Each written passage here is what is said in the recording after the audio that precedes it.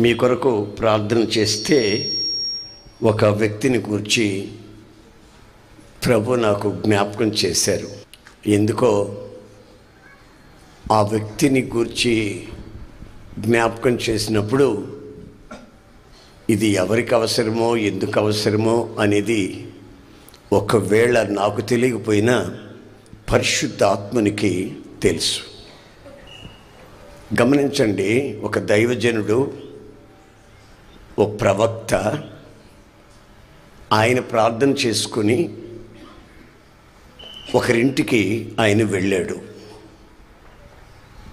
ఆ ఇంటికి వెళ్ళి ఆ ఇంట్లో ఉన్న యజమానుని పిలిచి, ఏమండి, నేను ప్రార్థన చేసుకుంటూ ఉంటే మీ ఇల్లును దేవుడు నాకు చూపించాడు, అందుకనే మీ ఇంటికి వచ్చాను. మీ పిల్లల్లో ఒకడిని దేవుడు రాజుగా చేయబోతున్నాడు అన్నాడు. ఆ ఇంటి యజమాని నవ్వాడు. నేనేమిటి, నా ఇల్లు ఏమిటి, నా పేదరికం ఏమిటి, నా కొడుకుల్లో ఒక్కడిని రాజుగా చేయటం ఏంటయ్యా అని నవ్వాడు. అయితే ప్రవక్త అన్నాడు, దేవుడు మాట ఇచ్చి మార్చుకునేవాడు కాదు. నేను ఆరాధిస్తున్న దేవుడు జీవంగల దేవుడు గనుక నీ పిల్లల్ని ఒక్కొక్కరిని తీసుకొచ్చి నాకు చూపెట్టండి.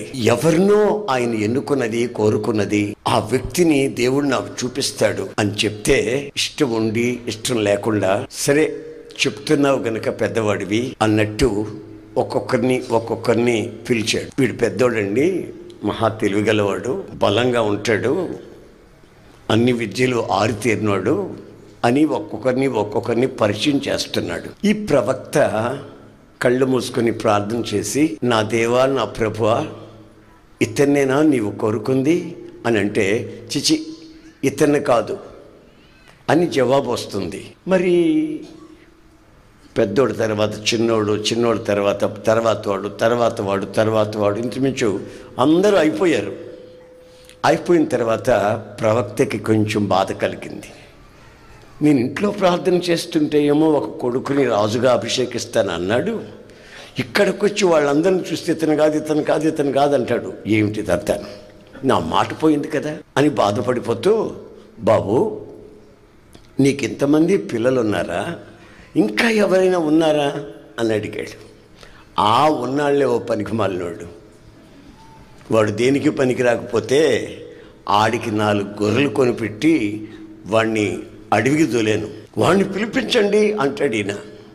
ఆ వాడితో మనకెందుకులేండి, ఆడొకటి దరిద్రుడు, పనికిమాల దద్దమ్మ, తెలివి తక్కువవాడు, మీరు భోంచేయండి అని అంటే, నేను భోజనం చేయను, నేను వచ్చింది మీ ఇంటికి భోజనం చేస్తేనే కాదు, నీ కొడుకుల్లో ఒక్కడిని దేవుడు ఏర్పరచుకున్నాడు, అతన్ని అభిషేకించి వెళ్దామని నేను వచ్చాను, అతన్ని పిలిపిస్తేనే నీ ఇంట్లో భోంచేస్తా, లేకపోతే భోంచే. ఇక వీలుగాని పరిస్థితుల్లో ఇబ్బందికరంగా కబురు పెట్టి ఆ అడవిలో ఉన్న అబ్బాయిని పిలిపించాడు. ఆ అబ్బాయి ఎలా వస్తున్నాడండి, ఈ ప్రవక్త ఎలా చూశాడు, కిటికీలో నుంచి చూసి, వీడినే ఈ అబ్బాయా, రాజుగా ఉండవలసిన వాడు వీడా, వాళ్ళ నాన్నగారు అన్నట్టు అసలు వీడిని నేను ఎందుకు పిలిపించాను అని అనుకుంటున్నాడు ఇతను ప్రవక్త. వెంటనే ఒక స్వరం వినబడుతుంది, ఇదిగో నేను ఎన్నుకున్నవాడు ఇతడే, ఇతన్ని అభిషేకించు.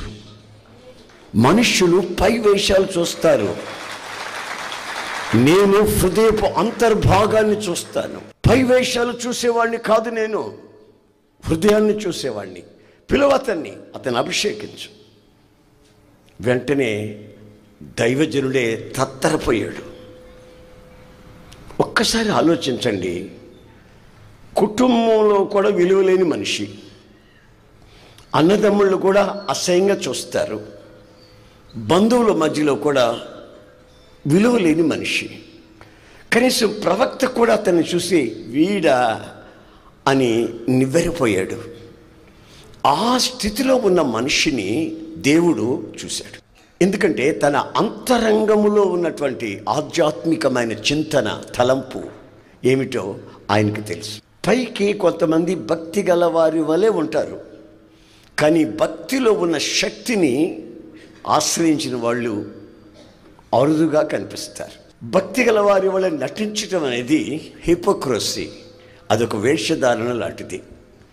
అలాంటి వాళ్ళు దేవుని దగ్గర నుంచి ఏ ఆశీర్వాదాన్ని పొందలేరు అనే సంగతి సత్యం. కానీ ఇతను చిన్ననాటి ఉంటే ఒక అలవాటు ఇతనికి. ఇతను గొర్రెలు కొనిపెడితే గొర్రెలు కాచుకునేవాడు.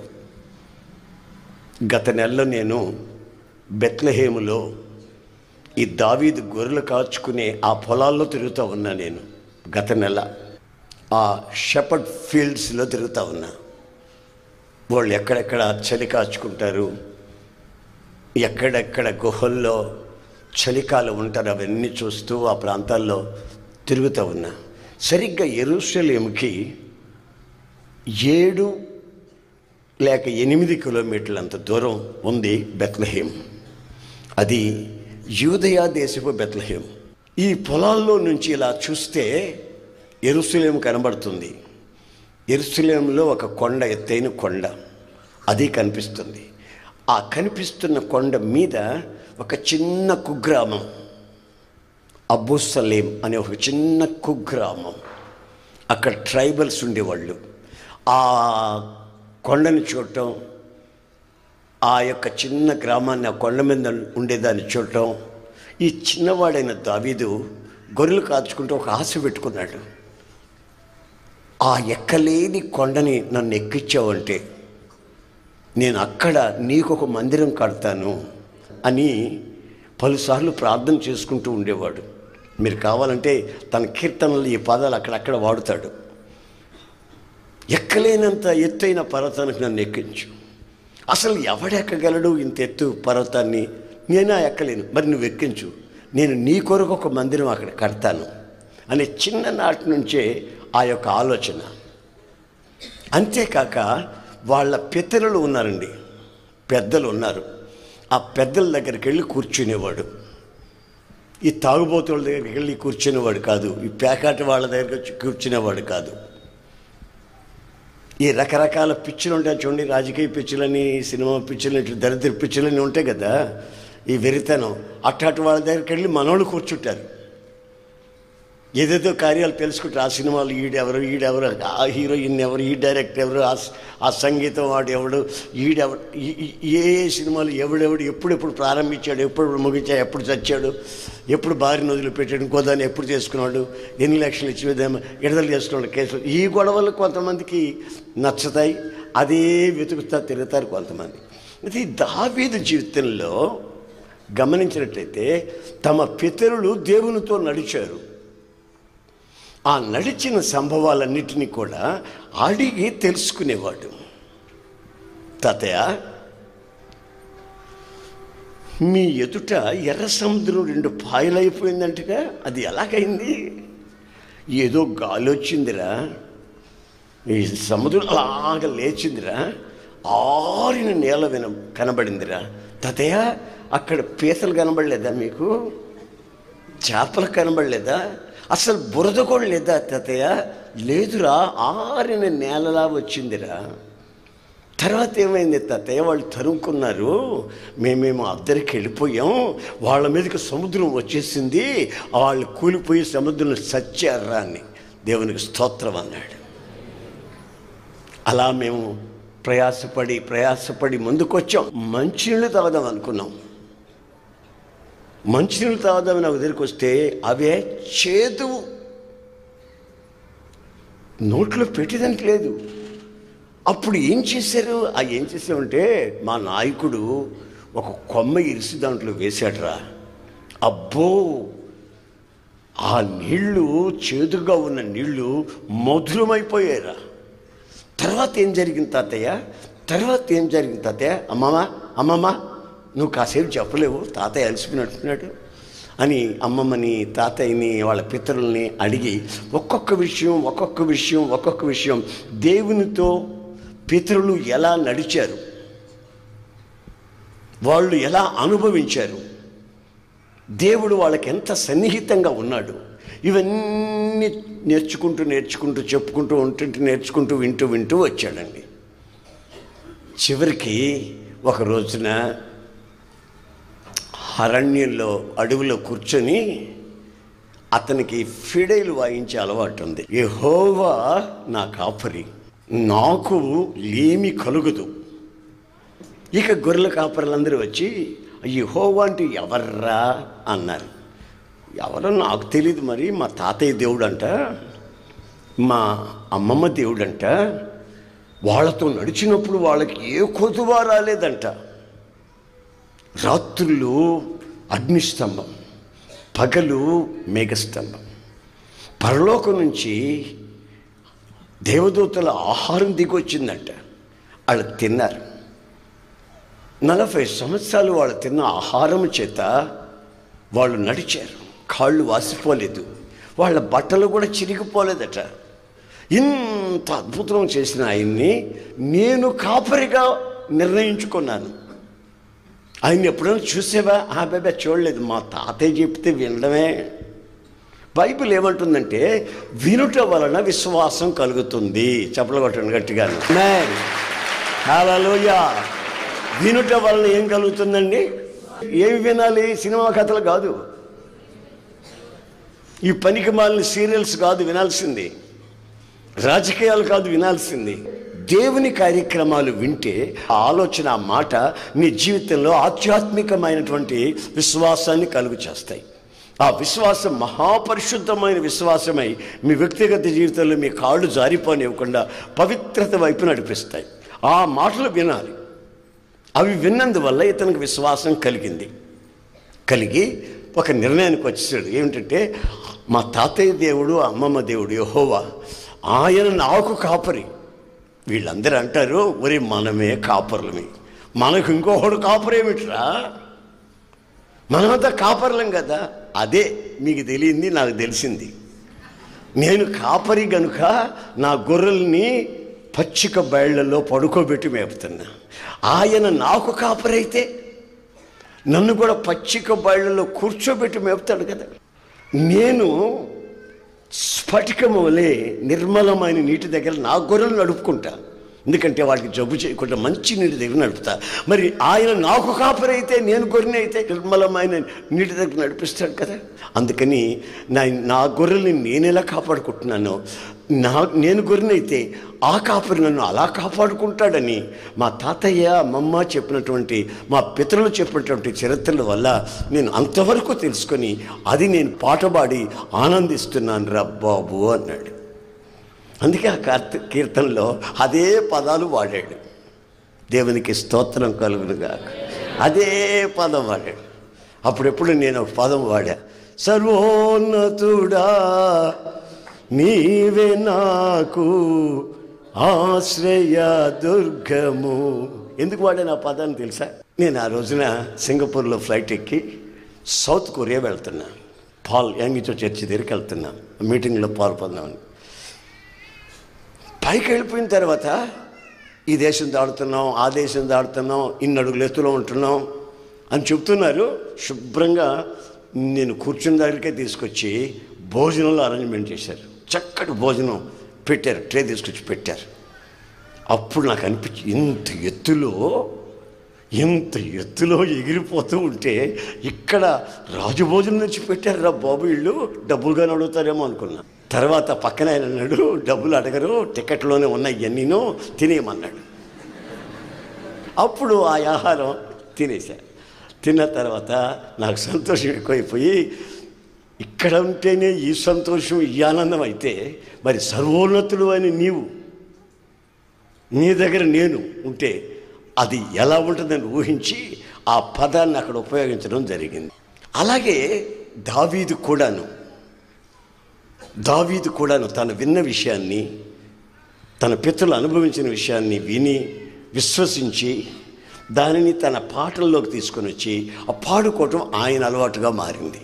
ఆయన లేమి కలగదు అంటున్నావేమో, నేను విన్నాను కనుక నాకు తెలిసిరా, కాస్త నోరు మూయండిరా బాబు అంటే పెద్ద భక్తుడు లేవోయ్ అన్నారు. ఇప్పుడు కూడా మనం కూడా కాస్త భక్తిగా ఉంటే మన చుట్టూ ఉండేవాళ్ళు అనే మాటలు ఇవే. వాళ్ళ సినిమాలు చుట్టూ తిరుగుతారు, మానుకోరు. మనం మానుకొని బాగుపడతామంటే మనల్ని కూడా పరిహాసం చేస్తారు. ఆ రోజు ఉన్నారు అట్లాంటి వాళ్ళు, ఈరోజు కూడా ఉన్నారు. తర్వాత అంటాడు, నా ప్రాణమునికి ఆయన సేద తీరుస్తాడు. ఆయన అనే పదం ఉపయోగించాడు చూడండి. ఎవర్రా ఆయన అంటే మా తాతయ్య దేవుడు అంటాడు.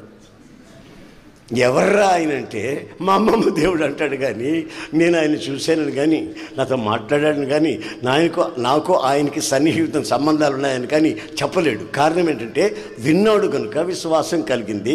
ఆ విశ్వాసపు ఒప్పుకోలు, ద ఫెయిత్ కన్ఫెసింగ్ అని ఈ మాటలంతా చెప్పుకుంటూ నీతి గల మార్గాల్లో ఆయన నన్ను నడిపిస్తాడు అని చెప్పుకుంటూ వస్తుంటే దేవుడు ఈ పాటను విని ఆయన ఒప్పుకోలే. ఏమిట్రా నువ్వు పాడే పాట నాకు నచ్చలేదన్నాడు. ఎవరో దేవుడు, మన దేవుడు ఎవరో తెలుసా? మన మాట ఆలకించేవాడు, మన పాట ఆలకించేవాడు. ఆమేన్. ఒక చెట్టు ముందు నిలబడి మాట్లాడామనుకో, చెట్టు ఆలకిస్తుందా? ఓ పుట్ట ముందు నిలబడి మాట్లాడామనుకోండి, పుట్ట ఆలకిస్తా? ఏమండి, ఒక రాతి ముందు నిలబడి మాట్లాడామనుకోండి, పాడామనుకోండి, ఆ రాతి బండ మన పాట ఆలకించి అబ్బా బ్రహ్మాండంగా పాడావరా అని అంటదా? కానీ మనం ఆరాధించే దేవుడు మన మాట, మన పాట, మన హృదయపు స్పందన, మన వ్యక్తిగతపు నడక పడక ప్రతిదీ గమనించి గుర్తించి గమనించగలిగిన దేవుడు. నువ్వు ఆయన ఆయన ఆయన ఆయన అంటున్నావు, నాకేం నచ్చలా. నిన్ను ఎక్కడికి తీసుకెళ్తానో చూసుకోమన్నాడు. ఎక్కడికి తీసుకెళ్తాడు ఈయన నన్ను? కనబడ్డేమిటి అనుకున్నాడు. ఒకసారి ఏం జరిగిందంటే గొర్రెల్ని కాచుకున్నాడు. సాయంత్రం అయితే ఇంటికి తోలుకొని వద్దామని ప్రారంభించాడు. ఆ సమయంలో ఒక గొర్రె కనిపించలే. అమ్మో, గొర్రె కనిపించలేదు. ఇంటికి వెళ్ళానంటే నాన్నగారికి కీళ్ళెలు కొట్టేస్తాడు, మా అన్నోళ్ళు చెంపలు వాయించేస్తారు. ఇప్పుడు నా పరిస్థితి ఏంటి? గొర్రె కనబడలేదు, దేనికి పనికి రాకుండా ఈ కొని పెట్టారు, వీటిని కూడా మేపలేదు ఏమిటాను కొడతారాళ్ళు అని భయపడిపోయి పోతే అంటుంది. ఎక్కడ? ఒక గాఢాంధకారపు లోయలో అరుస్తుంది. ఓహో, ఇక్కడున్నావా నువ్వు, నీ సంగతి తెలుస్తుందని చెప్పి నెమ్మదిగా ఆ గాఢాంధకారపు లోయలోకి దిగాడండి. ఆ చీకట్లో గొర్రె కనబట్టలేదు, ఇతనికి తిరిగి వచ్చేదానికి దారి కనబట్టలేదు. యెహోవా నా కాపరి, నాకు లేమి కలగదు, శాంతికరమైన చోట నన్ను ఉంచుతాడు అని ఇలా ఆయన రాసిన పాటని మరలా ధ్యానించుకుంటూ పాడుకుంటూ ఆ చీకట్లో గాఢాంధకారం నిలబడిపోయిన వెంటనే అని ఒక ఈకిలింపు, సకిలింపు. అవడా నువ్వా? ఏమరుపులు రవి? అదేం నవ్వురు? అది కోతి నవ్వు. అవడా నువ్వా అని అంటే చీకట్లో ఎవడు కనబడతాడు? ఆడు ముందే కర్రాడు, ఆడు కనబడతాడండి, కనబడదు. కానీ మాటలు కనబడుతున్నాయి. ఆడంటాడు, నా కాపరి నా కాపరి నా కాపడి, దేవుడు నా కాపడి అన్నావే, ఇప్పుడు ఏడు నీ కాపడి, ఇప్పుడు ఏడు నీ కాపడి? నీ కాపరి ఎక్కడ ఇప్పుడు ఉన్నాడా? ఇప్పుడు వాడయ్యా ఆ పాట. ఏ పాట?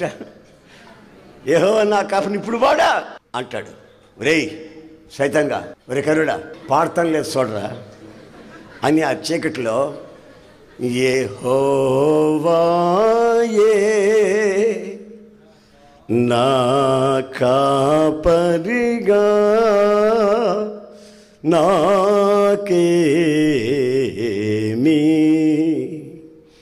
కొదువగును. వాడు పాడమన్నాడు కదండి సైతాన్ గారు, పాడాడని. పాడిన తర్వాత చూస్తే ఆడు ఎటుపోయాడో పత్తా లేదు, వాడు అడ్రస్ ఎటుపోయాడు. అయితే విచిత్రమైన సంగతి ఏంటంటే ఆ చీకట్లో తెల్ల బట్టలు వేసుకుని ఒక వ్యక్తి కనబడుతున్నాడు ప్రకాశమానంగా. దావీదు ఎలా చూశాడు, చూస్తూనే ఉన్నాడు దావీదు. ఆయన కూడా ఈ దావీదుని చూస్తూనే ఉన్నాడు. ఈయన ఆయనతో మాట్లాడలే, ఆయన ఈయనతో మాట్లాడలే, ఊరికి చూసుకోవడమే. ఆయన ఏమనుకుంటున్నాడంటే ఆడు మాట్లాడిన తర్వాత మనం మాట్లాడదామని అనుకుంటున్నాడు. ఆయన దావీదు ఏమనుకుంటున్నాడంటే ముందు ఆయన మాట్లాడిన తర్వాత మనం మాట్లాడదామని అనుకుంటున్నాడు. దావీదుతో కూడా అనుకుంటున్నారు. మొత్తం మీద ఇద్దరు ఒకరినొకరు చూసుకోవటమే కానీ మాట్లాడుకోవట్లేదు. కాళ్ళ దగ్గర తన దగ్గర చూస్తున్నాడు. ఇక చివరికి ఆయన ఓపిక తగ్గిపోయి ఆయన ఇతన్ని అడిగాడు, ఏరా నీకు భయం లేదా? చీకట్లోకి గడంధకారంలోకి వచ్చావు, భయం లేదా నీకు? సింహాలు ఉంటాయి, మృగాలు ఉంటాయి, కొండ సెలవులు ఉంటాయి, భయంకరమైన లోయది, నీకేం భయం లేదా అని ఆయన ఈయన్ని అడిగాడు. అప్పుడు ఈయన ఏం సమాధానం చెప్పంటే, నీవు నాకుండగా నీవే నాండగా, నీవు నా కొండగా, నీవే నాండగా, నీవే నా ఆత్మదాహము తీర్చిన, కనబడించిన పండవు. కలవరపడి కలవరపడి కలవరపడినే కొండల వైపు నా కన్నులెత్తుదునా, నీవు నా కొండగా. ఆమె ప్రారంభంలో ఆయన ఆయన అన్న పదం పోయింది, ఇప్పుడు నీవు అనే పదం ప్రారంభమైంది. కాస్త వ్యాకరణం గ్రామర్ తెలిసిన వాళ్ళకి అది అర్థమవుతుంది. ప్రారంభంలో ఆయన అన్నావు, కరెక్టే, వాళ్ళు చెప్పారు కనుక అన్నావు. ఇప్పుడు నువ్వు ఆయన అనకూడదు, ఇక ఏమనాలి? నీవు అంటే ఎక్కడుండాలి? నువ్వు అప్పుడు నా ఎదుట ఉండాలి, నేను నీ ఎదుట ఉండాలి. మన ఇద్దరం చేతులు పట్టుకుని చట్టపాటాలుగా తిరగతా ఉండాలి. నీ ఇంట్రెస్ట్ నా ఇంట్రెస్ట్ కావాలి, నా కోరికలు నీ కోరికలు కావాలి. మనమిద్దరం కలిసి తిరిగి మనమిద్దరిమి దైవత్వం యొక్క ఆనందాన్ని అనుభవిస్తూ ముందుకు సాగాలి. అది దేవుడు మన జీవితంలో కోరుకునేది. అందుకే ఒక్కొక్కసారి మనల్ని గాఢాంధకారపు లోయల్లోకి తీసుకెళ్ళిపోతాడు. పెద్ద భక్తురాలు వెళ్ళమ్మా, పెద్ద భక్తుడు వెళ్ళయ్యా, వాళ్ళు చెప్పారు వీళ్ళు చెప్పారు అంటున్నావు, కుదరదు. ఇక నీవంటూ ఒక ప్రత్యేకమైన విజన్, దర్శనం కలిగి నీవు జీవించు. అప్పుడు ఎన్ని శోధనలు రానివ్వండి, ఎన్ని కష్టాలు రానివ్వండి, ఎన్ని సమస్యలు రానివ్వండి, నువ్వు ఆయన్ని విడిచిపెట్టి ఒక క్షణం ఉండలేవు. ఇప్పుడు దేవునికి ఓ మనిషికి సన్నిహితమైన సంబంధం కలిగినప్పుడు అది ఇతరులకు తెలవాలి, అది పబ్లిక్ కన్ఫెస్గా మారాలి, ప్రతి ఒక్కరు గుర్తించాలి. హల్లెలూయా, హల్లెలూయా.